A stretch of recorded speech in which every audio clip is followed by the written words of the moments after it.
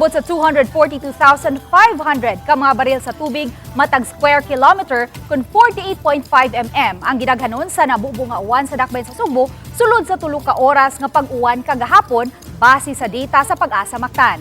Sugod sa alas 5 kagahapon sa hapon, mibunok ang pusog nga uwan sa dakbayan sa Sugbo ug milanat kini hangtod sa alas 8 sa gabi.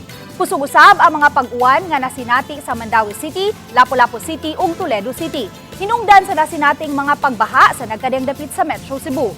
Apan mas pusog ang pag-uwan nga nasinati sa Danau City ug sa lungsod sa Carmen nga mitala og 60 mm ug 60.5 mm. Matud ni Engineer Jomar Iclarino, weather specialist sa PAGASA Visayas, nga ang nasinating pusog nga pagbunok sa uwan kagahapon tungod sa nasinating severe thunderstorm nga mugna sa shear line kun ang panag-abot sa init ug bugnaw nga hangin. Hinuon matud sa PAGASA, maayo na ang panahon nga masinati sa Central ug Eastern Visayas sa mosunod nga 3 ngadto sa 5 ka adlaw. So nisaka ang shoreline kini ang panagtagpo ng bugnaw o init na hangin which is naka-apekto karon sa southern part of Luzon. So diri sa Central Visayas expected nato within this week 3 to 5 days generally fair weather.